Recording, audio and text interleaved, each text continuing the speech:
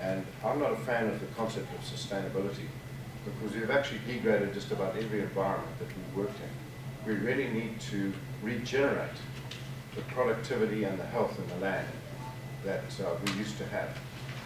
And when I came to the States in '91, I asked NRCS to introduce me to the leading conservation ranchers so that I could work with them and characterize what they're doing, how good a job they're doing, and how much we could learn from them.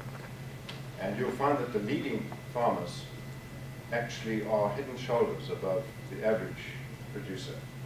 And so we are learning from them and with them and studying in a farm situation, a ranch situation, rather than doing small plot research.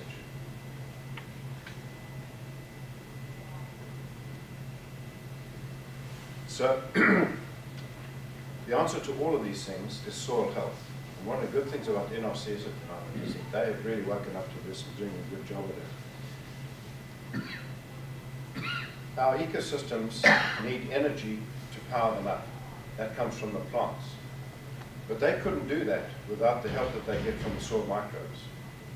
And if you want to understand how to get the best productivity and ecosystem function, learning how to manage so that these little critters under the soil provide the best job for us is by far the best way to go. And we're working with a number of people around the country who do a very good job of that. On rangelands in particular, but also in areas that have the potential for cropping, the most limiting factor is not the amount of rainfall you get, but the amount of rainfall that you get into the ground that you can use. Now, this is work we've done down in the hill country. This is erosion. This is bare ground, short grasses, mid to tall grasses, and getting into where the trees are. The erosion increases that away. Runoff increases that away, and infiltration increases that away. This is where you need to be. But how many of us are at that point? How many of you think you get most of your rainfall into the ground? Most people don't. Most people are over here, where only about half of the rainfall that comes in actually gets into the soil so that you can use it to grow plants. And that immediately puts you in a bad situation in terms of trying to earn a living. And it also causes trouble down the road. Yes, ma'am? You said this was hill country where? Sorry, in Texas. Texas. Yes. So you really need to manage from that place to that place. And it actually isn't that difficult if you follow good grazing principles. Associated with that is the effect of vegetation cover on soil. Soil temperature has to be less than 90 degrees for the soil microbes to function well and provide all the nutrition so that your plants are growing well. In summer down in Texas, on bare ground, when it's at 120 degrees plus, we measured up to 140 daily for months in midsummer during the droughts. Areas right next door that had decent amount of cover with vegetation, the microbes are still functioning because the temperature was lower. So getting water in the ground and the temperature control are absolutely critical. So in order to keep your ecosystem going, everything is powered by the amount of energy that's captured by photosynthesis. So you've got to maximize the amount in time.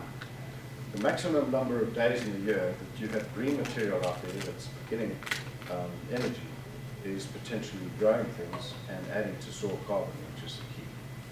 The water cycle, as we said, is really critical.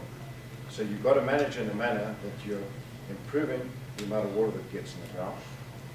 Another thing that people don't really understand too much is you can manage in a manner where you've got the right species, but you've got a very slow mineral turnover, and that decreases your productivity because since we don't use fertilizer and stuff on rangeland, you need to use your mineral cycling really effectively.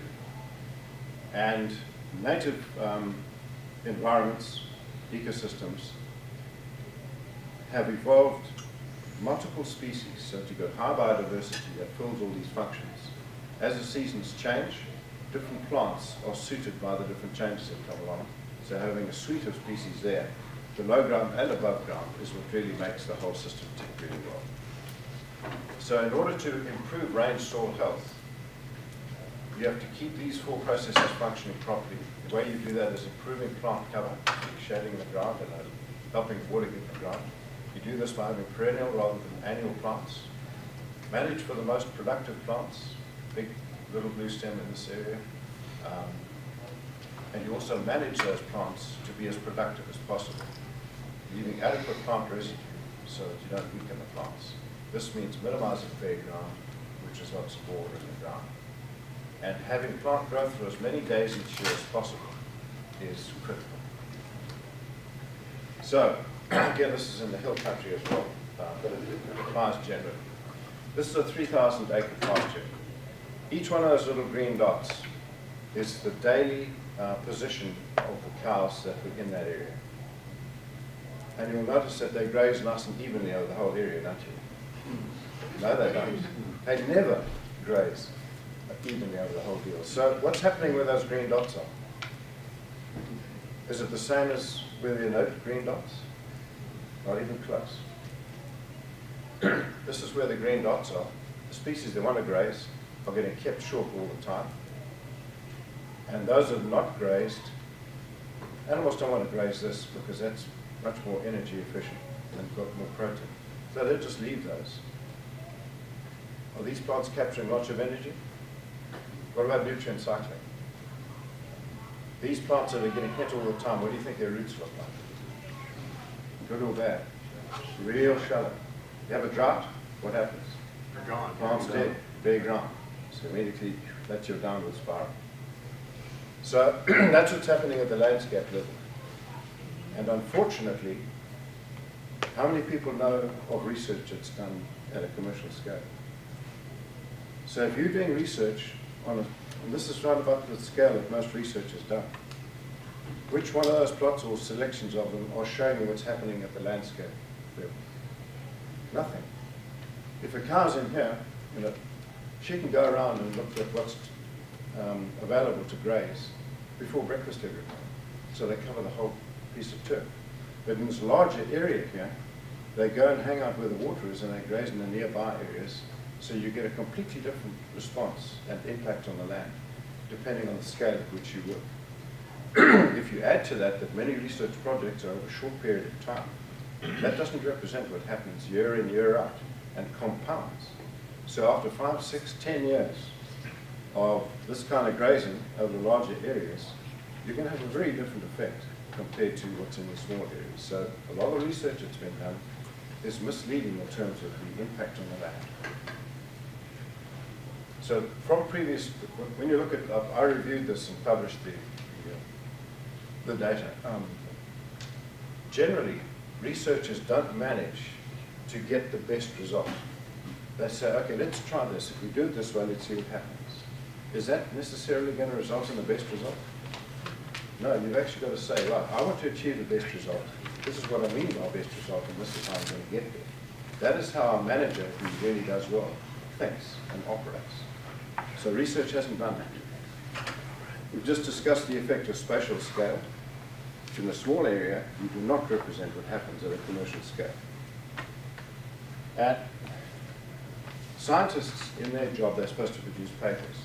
So they'll sit down and they'll have a plot about the size of this room, and they'll work on it for a couple of years.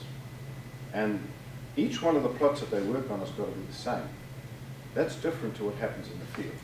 So they produce results that are good and can get published, but does it mean what's happening in the field? Generally not. And under very artificial conditions, many times people will go and collect soil from a lab, they'll bring it back and put it in pots, they'll homogenize it or just to make sure everything's the same, and they'll do the experiments there. That's an entirely different setup, for instance, with soil carbon, than you will get with the dynamics that happen under different grazing. Good grazing improves soil carbon. Poor grazing degrades it. So unless you're in an environment and studying the environment where that's happening, you're not going to pick up everything that's going on. Like farmers, scientists have tried to use too many animals in many of their things and don't account for the fact that in one year you might have double the rainfall from another. So keeping the animals at the same level is really going to be an unrealistic expectation of getting good results. And that's tied to this next one too. If you're managing the real world with changing rainfall, you've got to change what you do 1 year from the next if you want to achieve desirable results and avoid catastrophes. Almost all research doesn't do that as a protocol, because you must, to them in a scientific journal, you've got to do the same thing every year. But if the rainfall's different, what result is that going to be? And universally, people who study rotational grazing systems have failed to realize that we need much longer periods of recovery, particularly during dry periods. So how do we manage to do that in a farming community? We'll get onto that. Now, I've had the good fortune, I graduated in '72, and I've been a research scientist still then, and I've been right around the world. Wherever I go, I make it my business to visit and learn from the leading conservation ranches. And I've been in Australia, most of the States, South America, and people who use multi-paddock grazing intelligently always produce superior results. But you've got to manage in a certain way. You can do it in a way that fails. So many graziers worldwide use multi-paddock grazing successfully, and most conservation winners worldwide use multi-paddock grazing in some form or another. Overgrazing has little to do with number of animals. It has to do with the amount of time exposed to an animal. Animals know where the little bit of green is, and they go back to see, okay, is there enough there to bite? They'll do it daily in the same place.